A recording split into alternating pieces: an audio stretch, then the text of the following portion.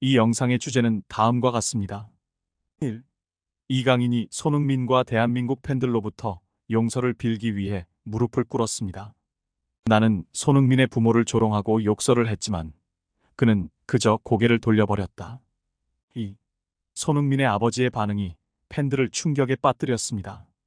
이강인은 한국 팬들로부터 강한 비난을 받고 있습니다. 수십 통의 건의서가 대한축구협회에 이강인을 국가대표팀에서 영구히 제외하도록 요청했습니다.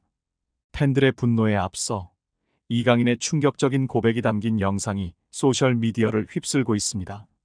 이강인은 분노에 가득 차서 손흥민의 부모를 조롱하고 저주했다고 시인합니다. 손흥민이 머리를 숙이고 돌아가자 이강인은 손흥민이 자신의 잘못을 인정하고 피하려고 의도한 것으로 생각하고 계속해서 손흥민을 모욕했습니다. 이 사건은 단 5분 동안 발생했으며 이강인은 그 후에 더 이상 머물지 않고 갔습니다. 신중한 고민 끝에 이강인은 손흥민과 대한민국 팬들에게 사과의 말을 전하고 싶어 합니다. 그는 자신이 대한민국 대표팀 선수로서 자격이 없다고 시인합니다. 하지만 이강인은 팬들과 대한축구협회에게 마지막 기회를 부탁하여 자신의 잘못을 고치고 싶다고 했습니다. 이강인은 다가오는 태국과의 경기에서 대한민국 대표팀과 함께하기를 원합니다. 현재 해당 동영상은 SNS에서 삭제되었으며 위 정보는 아직 확인되지 않았습니다. 그러나 팬들의 분노는 여전히 이강인에게 향하고 있습니다. 왜 이강인이 이런 비난을 받고 있는지 궁금하신가요? 2017년 김남일 전 국가대표팀 코치는 한 인터뷰에서 선수들이 간절함이 부족해 보인다. 마음 같아서는 빠따라도 치고 싶다고 말했는데 지금 대표팀 선수들을 보면 정말 불러서 엎드려 뻗쳐시키고 빠따라도 치고 싶은 심정인데요. 이강인 선수, 곧 탁구 선수로 직업을 바꾸실 겁니까? 발렌시아에서 찬밥 신세 된 거 잊어버렸나요? 오죽하면 발렌시아 구단에서 그냥 둬도 말고 그래서 파리 생제르맹에선 데리고 있을 것 같나요? 취미로 하는 건 좋지만 4강전을 앞두고 전날 저녁 시간에 전술도 다 관심 갖고 모여서 재확인해야 하는 그 시간에 탁구하러 갈 거면 그냥 탁구 선수를 알아보세요. 브라질이나 다른 국가들은 국가대표 승선하면 집안이 축제라고 하는데 왜 한국만 국가대표를? 음바페가 돈에 미쳤다고 해도 음바페는 축구할 때 누구보다 순수합니다. 메시도, 호날두도 실력도 실력이지만 누구보다 열심히 뛰고 교체되어서 화난다고 유니폼도 벗어던지고 집으로 가버리죠. 국가대표가 4강전 직전 저녁 시간에 전술 확인은 집어치우고 탁구하겠다고 난리를 치고 주장이 말하는데 대들고 이게 국가대표 선수의 올바른 모습일까요?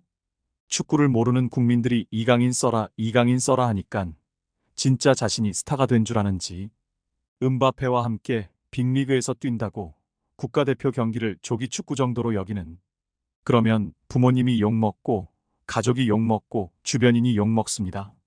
전 세계에서 유례없는 행동으로 해외에서 논란을 일으키며 국가 이미지를 손상시키고자 주장한 것에 대해 다수의 선수들이 국제대회에서 비슷한 행동을 했습니다.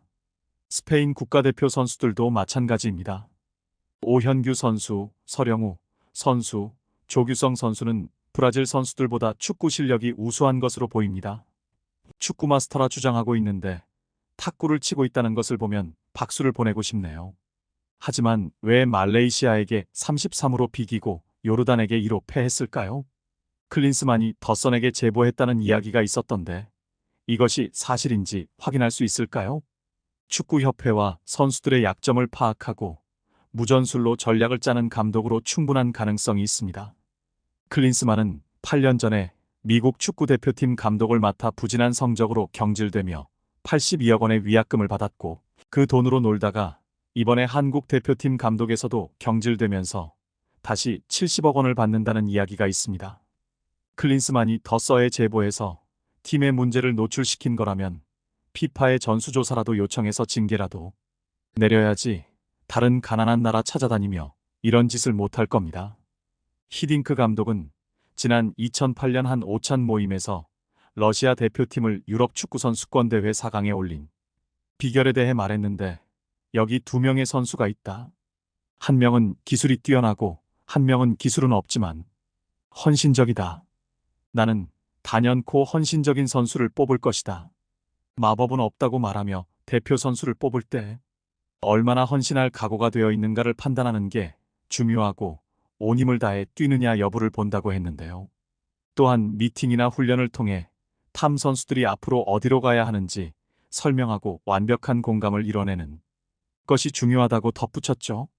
그가 2002 월드컵 때 주장 홍명보와 유럽파 안정환을 길들인 에피소드는 유명한데 히딩크의 애제자 이영표와 박지성은 지도자 콘퍼런스에서 히딩크의 리더십을 지배와 소통으로 정의했죠. 이영표는 보통 경기장에 나설 때 갖는 잘해야겠다, 이겨야겠다는 이런 생각이 아니라 히딩크 감독님은 제게 오늘 감독님을 위해 죽어야겠다는 마음이 들게 했다고 당시를 회상했는데요.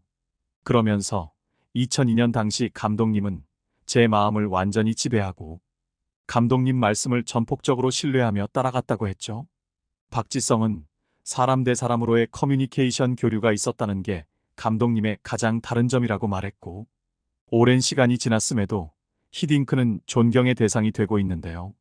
반면 클린스만 감독은 대표팀 사령탑을 맡은 지 1년 만에 한국 축구를 갈기갈기 찢어놓은 무능무책임 무대책 그 자체였죠. 또한 손흥민과 이강인의 불화설이 사실로 확인되면서 벤투 감독의 이강인 기용 논란이 재조명되고 있는데, 벤투 감독은 재임 시절 이강인 기용에 적극적이지 않았습니다.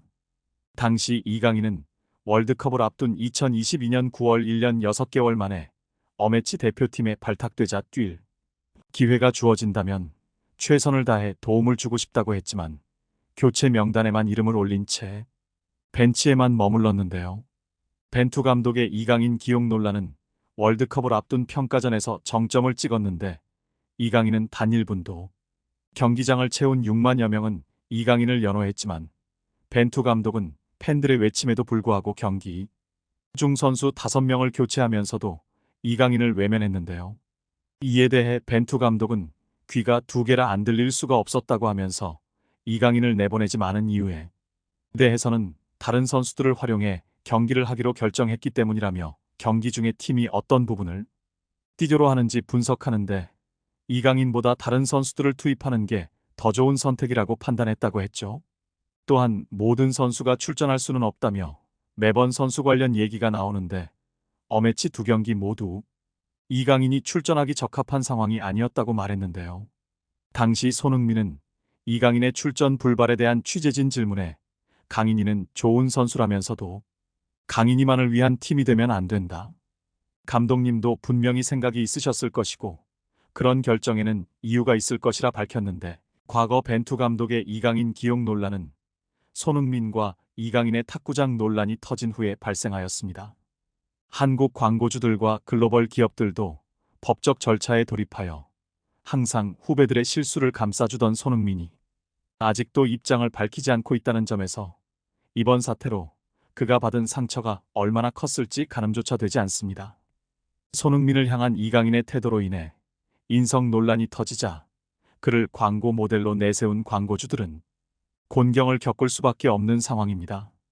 특히 6년째 이강인과 후원 계약을 이어온 한 통신업체는 이강인을 모델로 세우고 친필 유니폼 등을 추첨 경품으로 제공하는 등의 방식으로 고객 모집에 나섰지만 손흥민에 대한 하극상이 이강인에 대한 광고계의 손절로 이어질 우려가 나오고 있습니다. 한 온라인 커뮤니티의 누리꾼은 이강인이 최근 광고도 많이 찍고 기회 잡기가 어려운 휴대폰 광고도 촬영했지만 광고업계는 냉정하기로 유명하다라며 제품 이미지에 마이너스 요소가 있거나 플러스 효과가 별로일 것 같기만 해도 광고 모델을 바로 교체한다라고 우려했죠. 실제로 일부 누리꾼들은 이강인 광고업체를 불매운동해야 한다며 앞으로 국대 승선을 막고 본때를 보여줘야 한다며 분노를 쉽게 가라앉히지 못한 반응이었는데요. 한편 월드스타 손흥민을 키워낸 손흥전 감독의 발언이 다시금 재조명되고 있는데, 손흥전 감독은 과거 한 매체와의 인터뷰에서 아이들은 부모의 뒷모습을 보고 성장한다, 절대 편해지려 하지 말고 솔선수범하라고 말한 바 있습니다.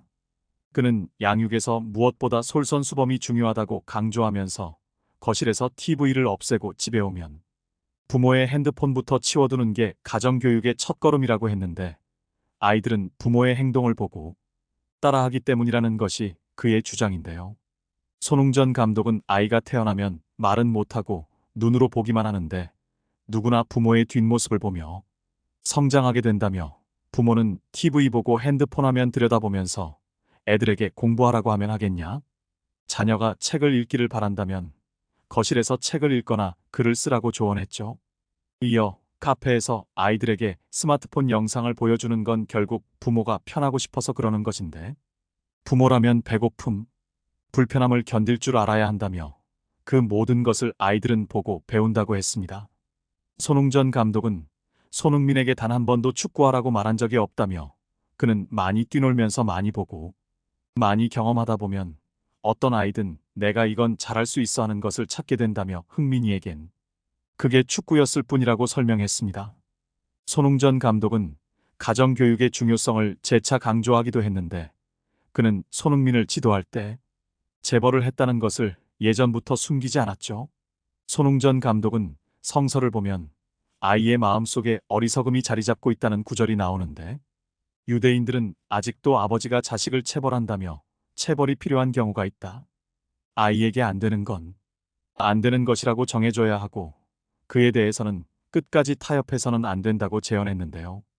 또한 손흥전 감독은 한 방송 프로그램에서 손흥민 선수를 두고 월드클래스가 아니라며 겸손한 모습을 보이기도 했는데 2022년에도 유퀴즈에 출연해 그 생각에는 변함이 없다면서 흥민이 축구가 늘 10%더 성장했으면 하는 바람이다. 내려갈 때 아름답게 내려가야 한다는 입장을 밝혔죠.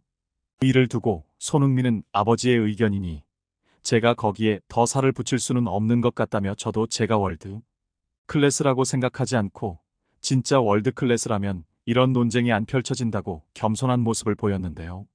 한편 김남일의 빠따 발언이 다시금 재조명되고 있는데 김남일은 과거 인터뷰에서 다른 건 잘 모르겠지만 뭔가 좀 간절함이 부족하다는 느낌이었다며 선수들하고 소통하면서 부족한 부분을 제가 채워나가도록 하겠다고 말했습니다. 특히 그는 마음 같으면 지금 들어가서 바로 빠따라도 좀 치고 싶은데 세월도 많이 흐르고 시대가 시대인 만큼 그렇게 해서는 안 될 것 같다고 말한 바 있는데 그러면서 어떤 마음을 갖고 경기장에 나가야 되는지를 후배들한테 좀 전해주고 싶다고 덧붙였죠. 일부 팬들은 손흥민과 이강인의 불화설이 터지자 김남일 같은 선배가 기강을 바로 잡아야 된다는 입장을 보이고 있는데 만약 손흥민이 김남일과 같은 무서운 선배였다면 지금과 같은 사태도 터지지 않았을 거라는 생각이 드는데요. 이강인과 후배들이 선배를 상대로 버릇없고 무례한 행동을 한 것도 문제지만 대표팀의 화합과 결의를 다져야 할 만찬 시간에 단독 행동을 하는 것은 아무리 축구 경기에서 성과가 좋은 스타 플레이어라고 하더라도 경솔하고 어리석은 행동이죠. 축구는 팀 스포츠인데 아무리 이 시대의 축구의 신 메시라도 다른 나머지 10명의 선수들과 협업이 되지 않으면 경기에서 질 수밖에 없고 이강인이 아무리 뛰어나더라도 다른 선수들과 팀워크 없이는 절대 승리를 이뤄낼 수 없습니다. 국가대표로서 가져야 하는 책임감과 무게가 없고 그저 어린 날에 빠르게 이룬 재능에 취해 교만하게 날뛰면 오래 못 가고 실력만 있고 인성이 부족하면 금방 경쟁자에게 대체되고 그 말로가 좋지 못한데요. 손흥민은 오랜 선수 생활 내내 성격 좋고 인성 좋기로 유명한 선수라 그런 선수가 오죽했으면 참다 못해서 멱살까지 잡았겠나 싶어서 편을 들게 되는 것도 인간적인 마음입니다. 한 명의 축구팬으로서 오늘의 사건은 몹시 속상한데 손흥민 선수가 빨리 부상에서 회복하길 바랍니다.